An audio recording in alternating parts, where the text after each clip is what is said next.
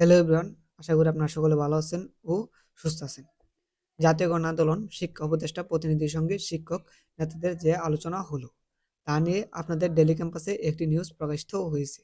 আজকে আপনাদের সাথে সেই নিউজটি নিয়ে বিস্তারিত আলোচনা করব। আর যারা যারা এখন আমাদের চ্যানেলটি সাবস্ক্রাইব করেন নাই, অনুরোধ করলো আমাদের চ্যানেলটি সাবস্ক্রাইব করে রাখার জন্য। চলুন ভিডিওটি শুরু করা যাক। জাতীয়করণ আন্দোলন শিক্ষা উপদেষ্টা প্রতিনিধির সঙ্গে শিক্ষক নেতাদের যে আলোচনা হলো। বেসরকারি এমপিভুক্ত শিক্ষা প্রতিষ্ঠান জাতীয়করণের দাবিতে চলা আন্দোলন ১৬তম দিনে শিক্ষা মন্ত্রণালয় উপদেষ্টার এক প্রতিনিধির সঙ্গে আলোচনা করেছেন শিক্ষক নেতারা। আলোচনার শিক্ষকদের দাবি চাওয়া পূরণের আশ্বাস দেওয়া হয়েছে বলে জানা গেছে।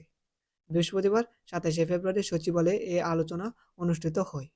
সবার অংশ থেকে নেওয়া শিক্ষক নেতারা দ্য ডেলি ক্যাম্পাসকে এ তথ্য জানিয়েছে। সবার বিষয়ে এমপিভুক্ত শিক্ষা প্রতিষ্ঠান জাতীয়করণ প্রত্যাশী ঐক্য জোটের সচিব অধ্যক্ষ দেলোয়ার হোসেন আজাদী বলেন, শিক্ষা উপদেষ্টার প্রতিনিধির সাথে জোটের সদস্যের সফল আলোচনা হয়েছে। শিক্ষা উপদেষ্টা প্রতিনিধি উচ্চপদস্থ একজন কর্মকর্তার কৌশলগত কারণে তার নাম বলা হল না। তার সাথে নেতৃবৃন্দের সফল আলোচনা অনুষ্ঠিত হয়। এ সময় তিনি মনোযোগ সহকারে আমাদের দাবি দেওয়া শুনেছেন। তিনি আমাদের শিক্ষা উপদেষ্টার আলোচনা বসার ব্যবস্থা করবেন। এই শিক্ষক নেতা বলেন, শিক্ষা উপদেষ্টা আমাদের ভাতাসমূহ পরিবর্তন মৌখিক আশ্বাস দিয়েছেন, কিন্তু এমপিভুক্ত শিক্ষক কর্মচারীরা আশ্বাসের উপর বিশ্বাস না করে আবারও প্রতারিত হতে চায় না। আগামীকাল শুক্রবার ও শনিবার আমরা প্রতীকী অনশন করব।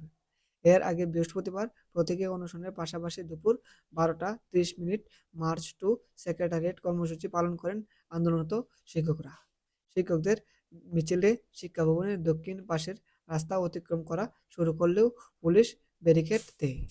এ সময় প্রশাসনের পক্ষ থেকে এমপিভুক্ত শিক্ষা জাতীয়করণ প্রত্যাশী জোটের ৭ সদস্যের প্রতিনিধি দলকে আলোচনার জন্য সচিবালয়ে নিয়ে যাওয়া হয়।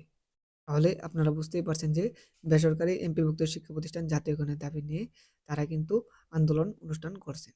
তারা বলেছেন যে তারা মৌখিক আশ্বাসে বিশ্বাস না এবং আগামী শুক্রবার ও শনিবার প্রতীকী অনশন করবে বলে জানান তারা। এ ছিল আজকের মতো ভিডিও। আর যারা যারা এখন আমাদের চ্যানেলটি সাবস্ক্রাইব করেন নাই, অনুরোধ রইল আমাদের চ্যানেলটি সাবস্ক্রাইব করে রাখার জন্য।